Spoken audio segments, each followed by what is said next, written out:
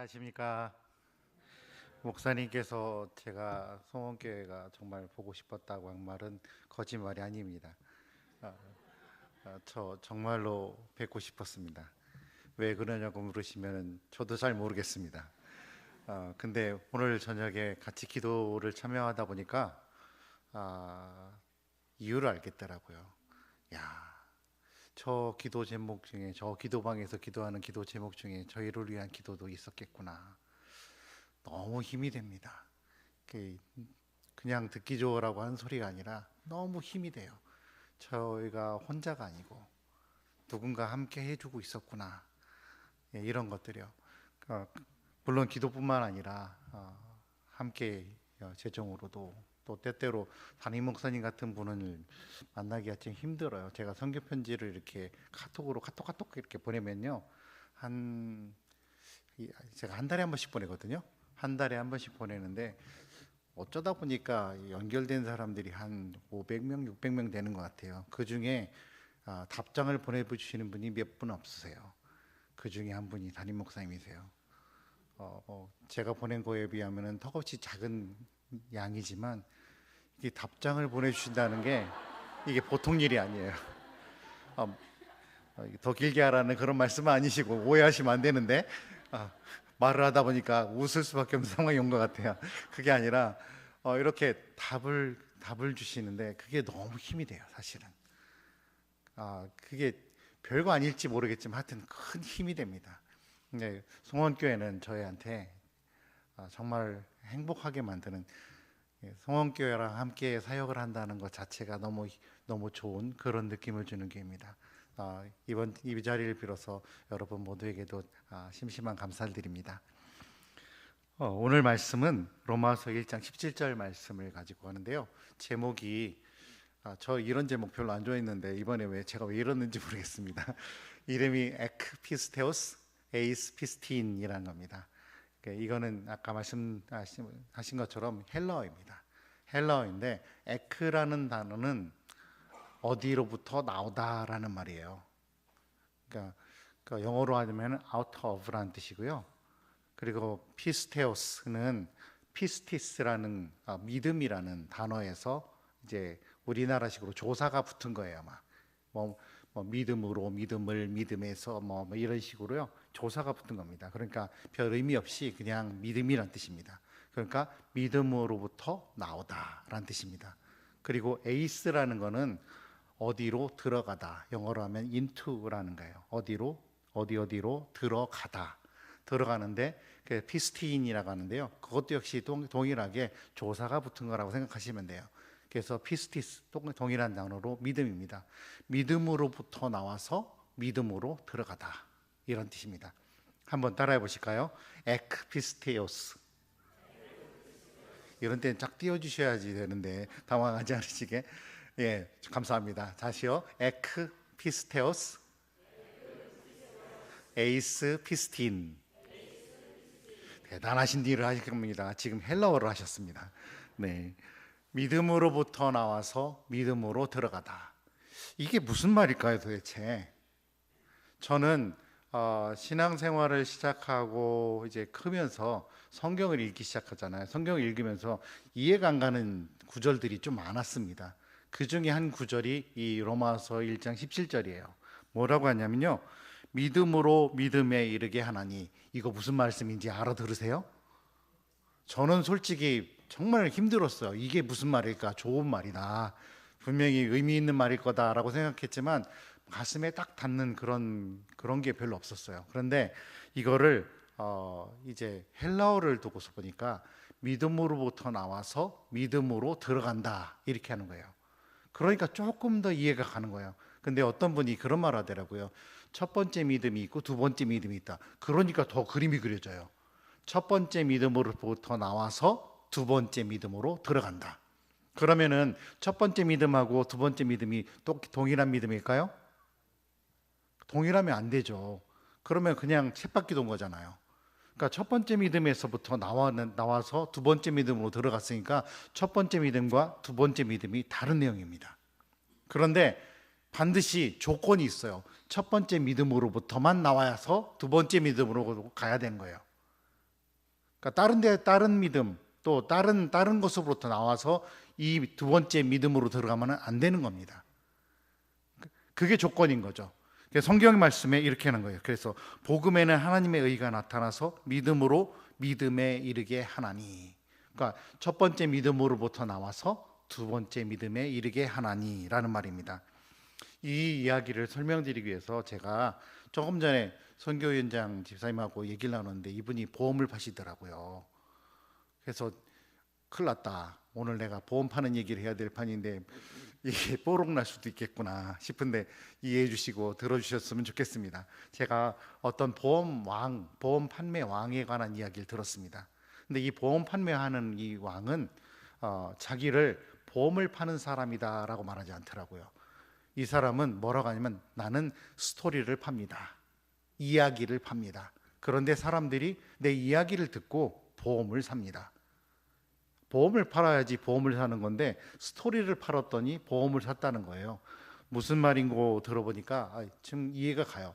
그래서 저의 개인적인 이야기를 좀 요로 다시 좀 바꿔서 말씀드리면 1년여 전쯤에 저희 어머니께서 소천을 하셨습니다. 많이 편찮으셨어요. 이제 그때 소천하실 적에 이제 연세가 90세셨거든요. 좀 많이 몸이 아프셔가지고서 몰핀을 막 4대 5대를 맞으시고 하실 정도 수준까지 가셨던 것 같아요. 그런데 어머니께서 35년생이시거든요. 1935년생. 그러시다 보니까 이제 병원에 가셔서 입원하시는 것을 두려워하셨어요. 병원에 가면은 못 온다, 집에 못 온다라는 그런 생각이 드셨던 것 같아요. 그리고 요양원에 모시려고 했더니 요양원은 고려장을 가는 것 같다. 차라리 나는 내가 태어나고 내가 살아난 이 집에서 마무리를 하고 싶다라고 말씀하셨어요. 그래서 이제 저희 형제들이 저희가 7남매입니다. 제가 그 중에 막내 7번째예요. 그런데 저는 태국에 가 있지 않습니까? 그러니까 저는 거의 열애. 이제 또 제일 큰 누님은 미국에 가서 사신 지가 40년이 넘으세요. 그러니까 거기도 열애. 그리고 세 번째 누님은 또 천국에 가서 사신 지가 꽤 오래되셨어요. 거기도 열애. 그러니까 한국에 살고 있는 4명의 형제들이 이제 어머니를 돌봐야 되는 거예요. 그런데 어머니께서 노년에 고향으로 돌아가셨어요. 저희 어머니 고향이 공주인데요. 공주 시내도 아니고 공주 시내에서 한 20분, 30분을 가야 되는 촌구석입니다. 그러다 보니까 저희 형제들이 대부분 대전에 살고 있거든요. 대전에서 어머니를 한번 모시기 위해서 가려면은 1시간에서 1시간 반이 걸리더라고요. 그러니까 형제들이 이제 순번을 정한 거예요. 왜냐하면 어머니가 이제 눈도 잘 안 보이시고 혼자서 몸을 어쩔 수 없으시니까 병원에도 안 가시겠다, 요양원에도 안 가시겠다 하시니까 이제 순번을 정해가지고서 돌아가면서 이렇게 한 거예요. 그거를 1년 가까이 이렇게 하니까 형제들이 저한테 전화가 와요. 야, 태호야, 너는 안식년도 안 하냐? 이제 저를 걱정하는 게 아니라 좀 와서 어머니를 좀 돌봐라 이런 말인 거죠. 근데 그래도 직분이 집사고 권사고 하니까 이제 강요를 못 해요. 막내지만 선교사잖아요. 그러니까 함부로 말 못 하고서 그냥 할 수 있으면 좀 해도 주님이 뭐라고 안 하실 것 같은데 좀 들어오면 안 돼? 뭐 이런 식으로 하더라고요. 근데 그것도 하나님께서 허락을 하시고 또 해야 되는 거니까. 근데 형제들께서 정말 형님들하고 누님들께서 정말 많이 돌봐주셨어요. 그런데 어느 날 어머니께서 정말 아프셨나 봐요. 병원에 가자가 너 싫다 하셨던 그분이 병원에 가자라는 말을 하셨대요. 그 말을 듣는 것과 동시에 형님들하고 누님들이 저에게 전화를 주셨어요. 태호야, 이제 네가 들어와야 될 때가 된 것 같다. 그래서 어머니께서 병원으로 가셨는데 병원에 들어가셔서 중환자실로 가셨어요. 근데 중환자실에 가셨는데도 불구하고서 그곳에 있는 간호사랑 그 전담 간병이 있나 봐요. 거기 안에 요 분이 어머니만을 돌볼 수가 없어가지고 워낙 병이 좀 중하다 보니까 병원에서 연락이 왔습니다. 보호자들 한 명이 중환자실에 들어와서 상주로 좀 돌봐줬으면 좋겠다. 그래서 이제 어머니가 이제 여자분이시니까 누님들이 이제 들어가신 거예요. 그러니까 누님들이 이제 도저히 감당하기가 힘들 정도 수준까지 피곤해서 그 정도 돼서 병원에다 요청을 했어요. 차라리 어차피 보호자가 상주하는 판에 굳이 중환자실에 있어야 될 거가 이유가 뭐냐, 1인실로 옮겨달라 이렇게 했죠. 그래서 감사하게 또 1인실이 나가지고서 막 1인실로 옮겼어요. 그때 저희가 이제 허락을 받고 한국에 돌아올 수 있었어요. 이제 저희 형님들 누님들은 이제 거의 어머니 옆에 다 같이 누워 있어야 될 그런 지친 상태가 돼 있는 상태였었고요. 그래서 저랑 저희 딸내미, 여기 와 있는 딸내미랑 둘이 한 조가 되고, 저희 아들 녀석이 마침 군대를 제대했었습니다. 그때 감사하죠. 때가 너무 좋았죠. 그래서 저희 사모랑 저희 아들하고 둘이 짝이 돼가지고 둘씩 조를 짜가지고 아침 아니 낮조 밤조 이렇게 나눠가지고 가서 돌보기 시작했습니다. 한 달을 이렇게 그렇게 돌봐드렸어요.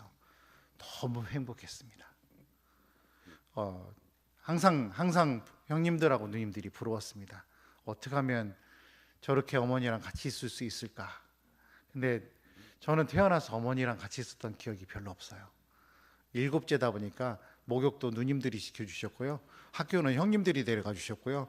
깡패한테 얻어맞고 나면 형님들이 가서 다 해결해 주셨고, 그러니까 저를 건드리는 사람도 없었고요. 그런데 부모님들은 니들이 가라 했으니까 근데 어머니에 대한 기억이 별로 없었거든요. 그리고 어머니께서 어렸을 때부터 아프셨으니까 아프신가 보다 정도였는데, 한 달 동안에 어머니랑 함께 한 방에서 있는데 하나님께서 얼마나 큰 은혜를 주시든지 너무 행복한 시간을 보냈어요. 그러시다가 이제 어머니께서 소천을 하셨는데, 소천을 하시기 전에 사실 어머니께서 예수님 안 믿으셨어요.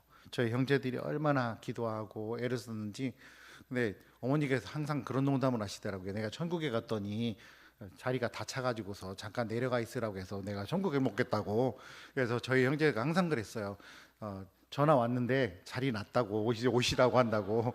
예, 그렇게 했는데 어머니께서 병상에서 예수님을 이제 영접하시고 또 병상에서 세례를 받으셨는데, 너무 감사하게 저희가 이제 중환자실에 들어 있으시니까 세례를 주는 게 굉장히 어려운 거예요. 그러니까 저희 가족 회의를 했어요. 조카들도 모이고 저도 모이고 형제들도 모이고 해서 과연 어머니가 예수님을 믿으셨는가, 세례를 받으실 수 있으실 믿음이 있는가 했는데, 저희들이 하나같이 다 간증이 있는 거예요. 어머니에 대한 간증이. 우리 어머니가 예수님 믿은 게 확실하다. 어머니도 고개를 갖다 가지고 말씀은 못 하시지만 그랬는데, 마침 신방 오신 어떤 저희 큰형님이 다니시는 교회 교구 목사님하고 같이 얘기를 해가지고 병원에 허락을 받아서 저랑 그 교구 목사님이랑 같이 들어가서 병상에서 세례를 드렸어요. 그러니 장례식이 아니라 축제였습니다. 장례식에 오시는 분들이 다들 이제 마음을 가다듬고 이제 슬픈 얼굴을 하시려고 막 들어왔는데, 다들 막 웃으면서 어서 오시라고 하고 우리 호상이라고 너무 감사한 일이라고 했다고 막 하니까 다들 헷갈려 하셨어요. 그 정도로 호상이셨죠. 그래서 장례식도 너무 행복하게 잘 치렀습니다. 형제들끼리 끝나고 난 다음에 모여서 은혜를 나눴어요.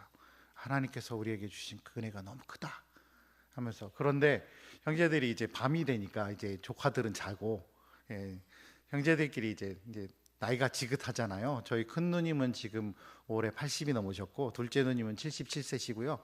하여튼 뭐 그렇습니다. 제가 막둥이잖아요.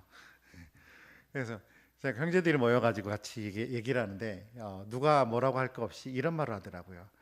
이번에 어머니를 모시면서 느꼈는데 우리가 너무 행복했지만 우리가 너무 지치더라. 만약에 우리가 아프면 우리 자식들이 그럴 것 같은데 우리 그러지 말고 우리 간병인 보험 하나씩 들자. 근데 전해가 떴으면은 에이 뭐 나 아직 건강한데 이거 그걸 내면 얼마나 많이 드는데 뭐 이런 생각이 들었을 텐데, 저희가 다 하나같이 경험이 있잖아요. 그러니까 고개를 까닥까닥 하면서 그래야 될 것 같은 느낌이 드는 거예요. 왜 이런 말씀을 드리냐면요, 간병인 보험 좀 팔아보려고요. 만약에 제가 여러분한테 이런 식으로 말을 했다고 생각해 보세요. 간병인 보험을 드는데 간병인 보험을 들면 한 달에 요만치씩 들어갑니다. 그런데 일이 벌어졌을 경우에 이만치 보상이 돼요. 이게 얼마나 큰 도움이 되는지 한번 이거 들어보세요. 이렇게 하면은 이 머릿속으로는 이해가 가요. 동의도 될지도 몰라요. 그런데 따지는 게 많아져요. 왜냐하면 현실도 따져봐야 되고 형편도 따져봐야 되고 이런저런 것이 있는데, 저희가 어머니하고 시간들을 보내면서 느꼈던 것들을 가지고 하니까 고개가 저절로 까닥까닥거리면서 형편도 안 되는 것들끼리 모여가지고서 간병인 보험을 사야 되겠다라는 어떤 굳은 결심들을 하고 있는 거예요. 왜? 스토리가 있으니까. 내가 간병인 보험을 반드시 사야 되겠구나라는 마음, 그리고 그거를 한번 어떻게든 사보려고 노력해야겠구나라는 결심을 만들게 되는 스토리가 있었던 겁니다. 이게 오늘의 핵심 내용입니다. 우리에게 내가 이렇게 살아나가야 되는 이유가 되는 스토리가 있는가? 우리는 보통 신앙생활을 하면서 이 두 번째 믿음, 간병인 보험에 관한 얘기들을 많이 해요. 당신이 예수님을 믿었다라면 예배를 다 참석해야 되지 않겠습니까? 당신이 정말 그리스도인이라면 하루에 성경을 한 장이라도 읽어야 되지 않겠습니까? 아니, 그리스도인이 어떻게 하루에 1분을 기도 안 합니까? 이런 식으로 얘기를 하거나, 더 나아가서는 나는요 믿음이 없어요, 믿음이 별로 약해요, 뭐 이렇고 저렇게 살아요, 이런 이야기들을 많이 합니다. 그래서 스스로도 자책을 하지만 옆에 있는 분에게도 경책을 해주세요. 그렇게 살지 마, 이렇게요. 그러다 보니까 교회 내에서 서로 아픔들도 생기고 서로에게 상처도 되고 하는 것들이 많이 벌어지는 것 같아요. 근데 그런 얘기를 하는 것은 틀린 말이 아닙니다. 사실은 그렇게 해줘야지 그것들을 내가 그렇게 살고 있던 것들을 어쨌든 뭐라 하죠? 어쨌든 듣는 사람이 있으니까, 내가 그런 것도 있구나라는 것들을 깨달을 수도 있으니까. 그런데 이것이 들을 때마다 머리로는 이해되는데 가슴에서 불이 나는 거예요. 뭐 이 정도면 됐지, 뭐 얼마나 더 하라고, 의도치 않았던 것들이 입속에서 쓴소리들이 나올 수도 있고요. 그런데 오늘 말씀을 보니까 그런 내용이 좀 달라지는 것 같아요. 저희 교회에 최근에 가장 저를 스트레스 받게 하는 녀석이 하나 생겼습니다. 이름이 암입니다. 암. 이놈이 나이가 17살이에요. 네, 제가 그 아이를 6살 때부터 봤는데요, 6살 때부터 거짓말을 진짜같이 합니다. 그러니까 도저히 거짓말인지 진짜인지 구분이 안 가는 놈이에요. 그리고 도둑질을 얼마나 해야 되고 하는지. 근데 이 아이가 사실은 태국 아이가 아니라 라오스 아이예요. 근데 태국에서 태어나서 태국에서 자랐고, 저희가 태국에 오기 며칠 전에 태국 주민등록증을 받았습니다. 이제 정말 태국인이 그때 된 거예요. 근데 이 아이가 부모가 이제 이혼을 했고요. 또 어머니랑 같이 있었는데, 어머니가 하여튼 왜 그렇게 사시는지 모르지만 이분은 그냥 남자 하나 만나서 이제 그 남자가 먹여 살려주면은 그냥 거기에 붙어서 기생충처럼 살아가시는 분이에요. 근데 이 아주머니는 이 암이 너무 싫은 거예요. 자식이 딸려 있으니까 이 애를 버리기도 그렇지만 데리고 있기도 그런 거예요. 그러니까 너무 귀찮은 거죠. 그래서 이 아이를 버렸어요. 그거를 저희 교회 옆에 집에 있는 할머니가 데려다가 키우신 거예요. 공짜로 키우시는데 이 녀석의 성품이나 행동이 너무 악한 거예요. 그러니까 항상 스트레스를 받으세요. 그러시다가 이제 그 부모 어머니도 이제 완전히 이제 손을 놓고, 이제 아예 저희들이 사는 곳이 하디야인데 하디야에 머물지 말고 딴 데로 가버려라, 눈에 띄거나 혹시라도 찾아올 일이 없게 가버려라 해가지고서 태국 북부로 보내셨는데, 그 북부가 저희 집에서 2,000km 떨어져 있는 곳입니다. 그러니까 아예 그냥 멀리 떠나버려서 내 인생에서 좀 사라져라는 의미로 보낸 겁니다. 그 아이가 갈 적에 믿음이 막 자라고 있었던 때였어요. 저희로서는 좀 당황스러웠죠, 되게. 그런데 그 아이가 가가지고서 믿음 생활을 뭐 잘하겠다고 했는데 간지 3년 만에 갑자기 연락이 왔어요. 연락이 없던 친구가 연락이 왔어요. 자기 하디야에 왔대요. 왜? 학교 때려치고 왔대요. 그러면서 이제 그냥, 그러니까 쉽게 말하면은 어느 날 갑자기 띵동 하더니 방에 들어와 저희 집에 들어와서 거실에 딱 누워가지고서 난 모르겠으니까 난 여기서 살 거예요, 이런 식으로 온 겁니다. 어, 뭐 회의론하고 어디까지 갔냐면 이 아이와 또 다른 사람들을 위해서 집을 한 채를 빌렸어요. 아주 저렴한 가격에 참 감사하게 교회 근처에 있는 교회 집을 빌렸습니다. 그리고 이 친구가 거기 들어갔어요. 그리고 저희가 하는 작은 대안학교에 선생님 한 분이 1년 동안 봉사하러 중국에서 오셨어요. 중국 선생님이신데 이분이 또 그 한 방을 차지하셨고, 또 태국인 또 어른 하나가 또 한 방을 차지하셨어요. 감사하게 아주 정말 저렴한 가격에 좋은 집을 구해서 이렇게 있었는데, 어느 날 중국인 선생님한테 연락이 왔어요. 선교사님, 저희 돈이 없어졌습니다. 근데 제가 생각하기에 암이 가져간 것 같아요. 근데 암한테 물어봤더니 아니랍니다. 그리고 나서 조금 있다가 또 돈이 없어졌는데 더 큰 돈이 없어졌어요. 근데 그 와중에 그 한 1, 2주가 시간이 지났는데 걔가 평소에 없던 옷도 생기고요. 귀에다가 두고 뭐 구멍을 뚫어 가지고서 뭘 달고 다녀요. 막 무슨 돈이 생겼지? 갑자기 엄마가 기분이 좋아서 용돈을 주셨나? 뭐 이런 생각을 했죠. 그랬더니 한 2주 정도 후쯤에 그 중국인 선생님이 다시 와서 얘가 제 돈을 훔쳤고 제가 추궁을 했더니 고백을 했습니다, 그런 거예요. 그랬더니 그 아이가 울면서 제발 선교사님한테 말하지 마라. 자기가 쫓겨나면 더 이상 갈 곳도 없고 살 수 없다, 뭐 한 거예요. 근데 중국인 선생님이 고민을 하다가 이제 어떻게 저희까지 온 거죠. 당장 교회에서는 이 아이를 쫓아내라. 태국인들조차도 이 아이를 쫓아내라.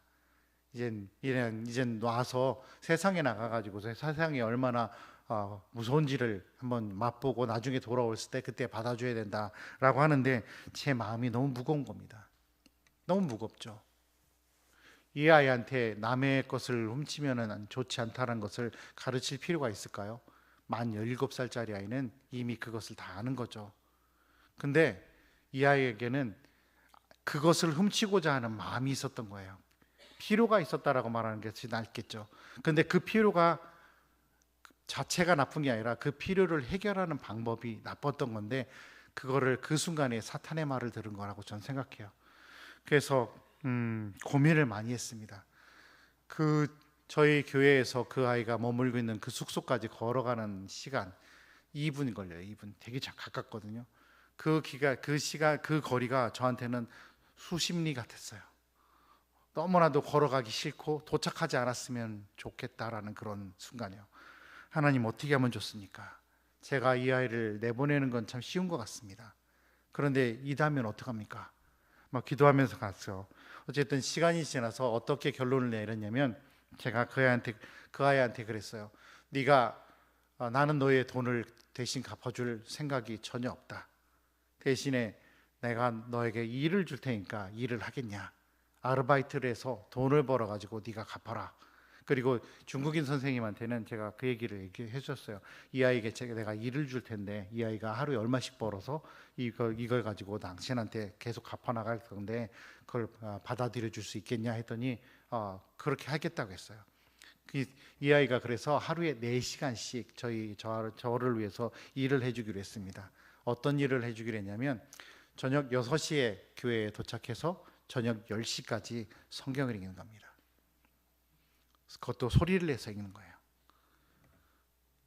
그러면 4시간의 일한 만큼을 제가 아르바이트 비용으로 주기로 했어요. 얘가 와가지고서 성경을 읽기 시작했어요. 의심스럽죠. 무슨 짓을 하는지도 모르고, 뭐 제가 거기서 4시간 동안 같이 붙어 있을 수 있는 것도 아니고, 그리고 되게 불편해요. 저희가 교회에서 살거든요, 거의 제 가족이. 그러니까 얘가 교회에 있으니까 너무 불편해요. 막 어떻게 해야 될지 모르겠어요. 근데 어쨌든 얘가 와가지고서 4시간 동안 계속 읽고 하는데, 얼마 전에 이 아이가 성경 구약 신약을 다 읽었습니다. 그리고 질문들이 나오기 시작해요. 선교사님, 요 구절은 제가 이해가 안 가는데 이게 무슨 뜻입니까? 선교사님, 왜 하나님은 이렇게 하셨습니까? 이런 질문들이 나오기 시작해요. 저한테는 그게 기적 같습니다. 만약에 제가 그에게 이렇게 말했다면 어떡할까요? 네가 믿음이 있다고 하면서 이따위에서 행동한 게 맞겠냐? 이렇게 하면 안 되고 이렇게 해야 되지 않겠냐? 이렇게 했으면 이 아이가 이해를 했을 것 같아요. 그런데 저는 그 아이하고 더 이상 어떻게 진전이 안 될 것 같아요. 근데 그때 생각난 것이 이 말씀입니다. 내가 이 아이에게 두 번째 믿음으로 들어가야 되는 것에 대해서 들어가 있어야 될 그 두 번째 믿음의 상태에 대해서 얘기하기보다는 이 두 번째 믿음으로 가기 위해서 네가 이 첫 번째 믿음을 어떻게 세워야 될지에 대해서 이야기하는 것이 더 옳지 않겠는가라는 생각을 했죠. 그래서 이 아이에게 성경을 읽어라. 내가 거기에 해당하는 돈을 주겠다. 이 아이가 바깥에 나가서 식당에서 일을 해도요, 제가 주는 아르바이트 비용보다 조금 더 적게 벌어요. 그러니까 얘는 앉아서 쉽게 성경을 읽으면서 아르바이트 비용을 받는 거죠. 그런데 저는 또 그 작은 비용을 드리고서 이 아이에게 성경을 읽어줄 수 있는 거예요. 저는 제가 어렸을 적에 성경을 읽었던 걸 기억합니다. 제가 성경을 하여튼 읽다가 대학교를 좀 낮췄어야 될 정도로 정말 성경을 많이 읽었어요. 그런데 그 성경 말씀이 지금까지도 저에게 피가 되고 살이 되고 삶의 빛이 되고 있습니다. 이 아이에게도 그런 그런 추억과 그런 것들을 만들어주고 싶었는데 이 일이 진짜로 일어나기 시작한 겁니다. 지금 암은 저희가 여기 오는 바람에 세례식을 좀 멈췄습니다. 그리고 12월 21일 저희가 25일 날 성탄절 행사를 하지 않고 21일 날 주일 날 성탄절 행사를 하는데 그때 유아 세례 받는 친구 하나 하고 이 아미 세례를 받을 예정입니다. 믿음은 그렇게 크는 것 같습니다. 이게 꼭 정답이라고 저는 말씀을 드리고 싶진 않아요.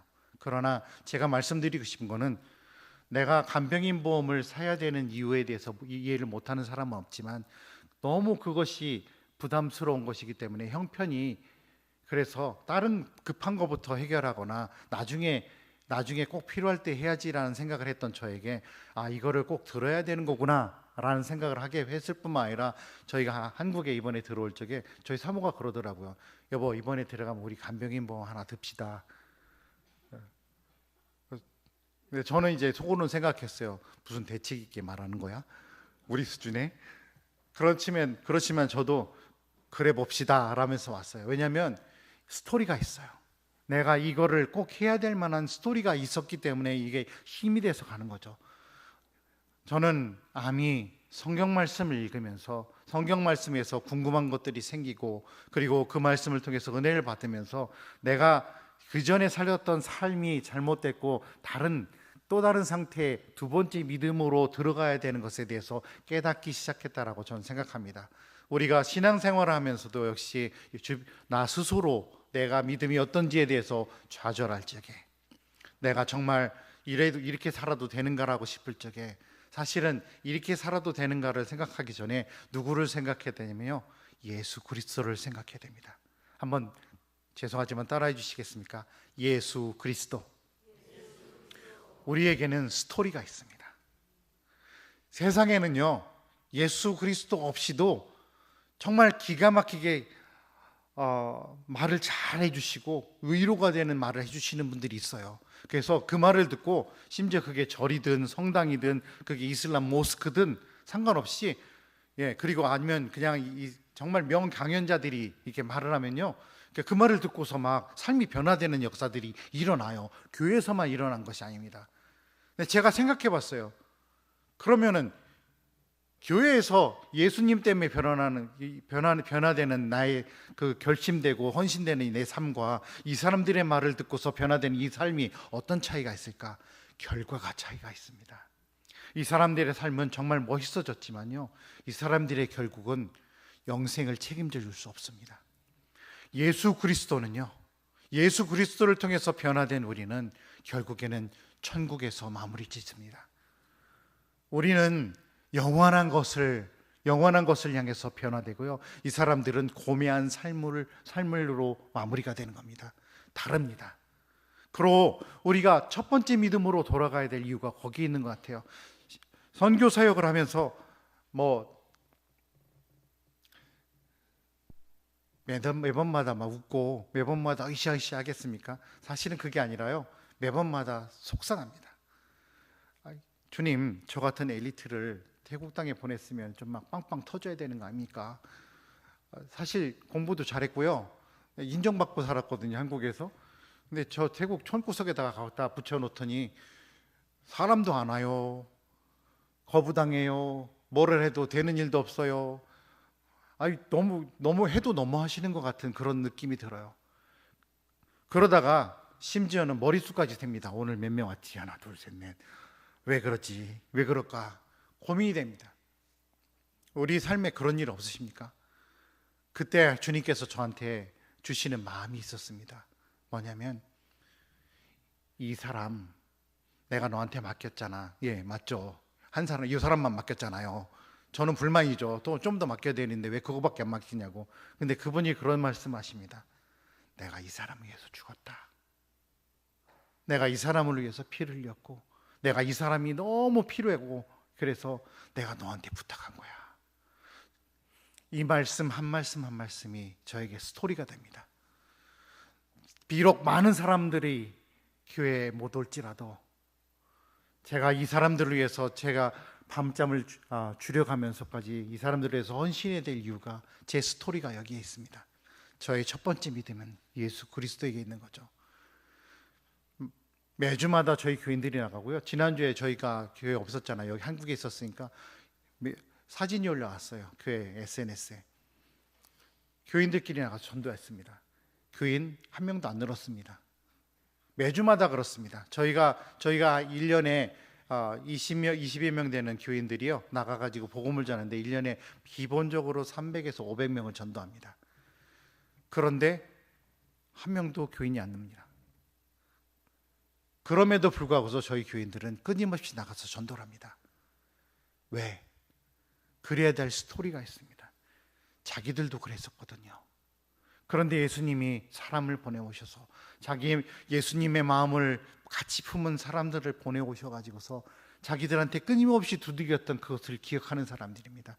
복음이 반드시 일을 할 것이다라는 믿음이 있는 거죠. 이 믿음이 오늘도 나가서 복음을 전하면은 거부당할지도 모르고 소득 없이 올 것 같은 그런 이 두려움을 이기게 하는 두 번째 믿음으로 들어가게 하는 것이죠. 사랑하는 성도 여러분, 우리는 때때로 너무 두 번째 믿음에 집중하다가 기본이 되는 이 기본 첫 번째 믿음을 잊어버리는 경향이 있는 것 같습니다. 사실은 이 첫 번째 믿음으로부터 나와야지 이 두 번째 믿음으로 강하게 들어갈 수 있다라고 생각이 됩니다. 우리 이제부터 스스로 너무 질책하지 마세요. 왜냐하면 여러분 안에는 이미 누구하고도 비교할 수 없는 스토리가 내재하고 계십니다. 예수 그리스도. 이 예수 그리스도에 대한 스토리가요, 우리를 자라나게 하고 두 번째 믿음으로 들어가게 하는 줄 믿습니다. 김중근 목사님이, 대학생 선교회 김중근 목사님이 백문일답이라는 걸 만드셨대요. 저도 그래서 한번 신문일답을 한번 준비해 봤습니다.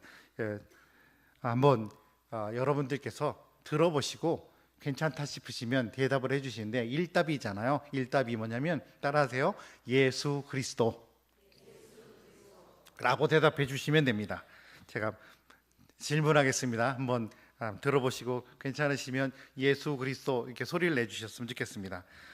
모든 것을 나를 위해서 버리신 분, 내가 모든 것을 버리고서라도 내 이웃을 얻어야 하는 이유, 죄인인 나를 찾아오신 분, 내가 이 죄인을 찾아가야 되는 이유, 희망 없이 좌절한 나를 찾아오신 분, 내가 희망 없이 좌절한 사람에게 가야 할 이유, 힘들어도 절망치 않고 끝까지 나를 사랑해 주신 분, 내가 힘들지만 절망치 않고 이 이웃을 사랑해야 될 이유, 다 포기해도 나를 포기하지 않으신 분, 다 포기해도 내가 이 이웃을 포기하지 않아야 될 이유.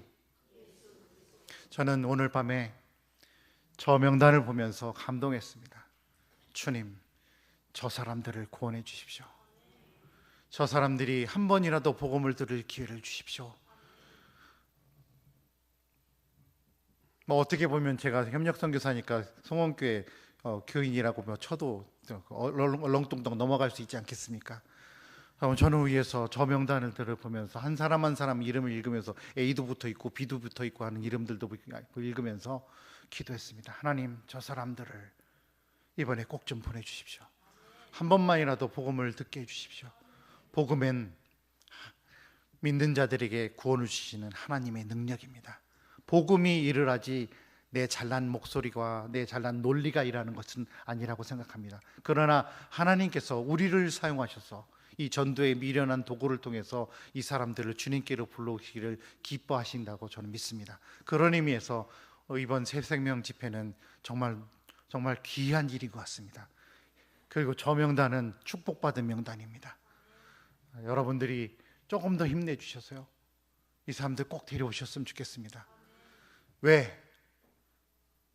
10번을 밥을 사주고 이거 한번 와달라고 했는데 끔찍하지 않아요. 내가 다른 놈을 밥을 15번을 사줬으면 벌써 온다고 했겠다. 에이, 그만둬야지. 이렇게 생각하지 마세요. 10번을 사줬는데 안 오세요.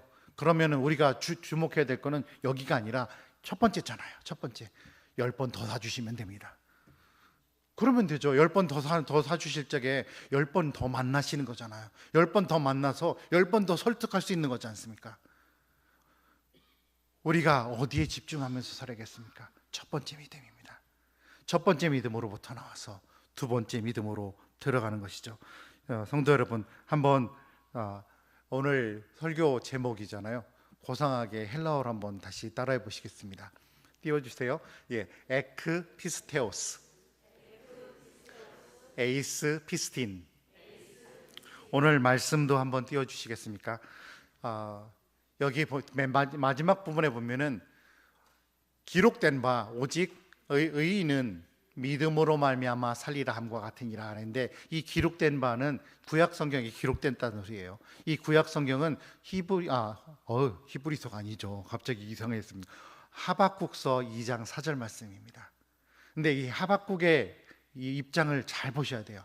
하박국이 이 말을 할 적에요, 굉장히 잘 나가고 승승장구할 때 이 말을 하지 않았습니다. 하박국은 이스라엘이 망해가는 시기에 활동했던 선지자입니다. 그러니까 이 사람은 또 하나님께서 미리 알려주셔가지고 이스라엘이 반드시 망할 건데 얼마나 비참하게 망할 건지를 알고 있었던 선지자입니다. 너무 괴로운 시절이에요. 지금 이스라엘 내에서도 지금 살아가는 것 자체가 너무나도 엉망진창인데, 이제 이방인이 와가지고서 하나님의 백성들을 다 죽이고 유린하고 다 부시고 심지어 성전까지도 부서질 일이 눈에 막 보이고 있는 그런 시기를 살았던 사람입니다. 이 사람이 뭐라고 하냐면요, 오직 의인은 믿음으로 말미암아 살리라 한대요. 이게 말이 되는 겁니까? 지금 상황이 믿음으로 말미암아 산다고 하는 상황이, 이 상황이 그 상황이 맞는 건가요? 아니죠. 그런데요, 하박국이 이런 말을 해요. 지금 상황은 외양간 안에 송아지가 없습니다. 무화과 나무에 열매가 없어요.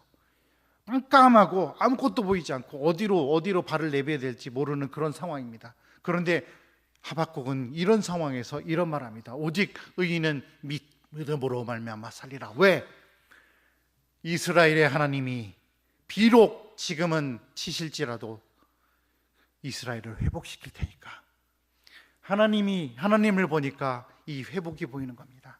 하나님을 보니까 정말 엉망이 돼가고 이제 패망할 나라가 보이는 것이 아니라 다시 부흥할 이스라엘이 보이는 겁니다. 하나님을 보니까 이 상황이 넉넉히 이길 수 있는 힘이 나오는 겁니다. 그러니까 하박국은 이렇게 말합니다. 무화과 나무에 열매가 없고 외양간에 송아지가 없을지라도 나는 여호와를 인하여 기뻐하고 즐거워할지다. 사랑하는 성도 여러분, 우리에게는 스토리가 있습니다. 지금 당장 상황에, 지금 내 형편에, 지금 우리가 부딪히고 있는 형편이 비록 기가 막힐지라도 우리에게는 누구하고도 견딜 수 없는 바꿀 수 없는 스토리, 예수 그리스도가 계십니다. 그분이요 이것들을 이기게 하실 것입니다. 그래서 우리 상대 스스로를 향해서, 또 우리 교회 교우들을, 형제 자매들을 향해서, 또 우리가 정해놓고 기도하는 저 전도 대상자들을 위해서 우리는 예수 그리스도에게 매달려야 되는 겁니다.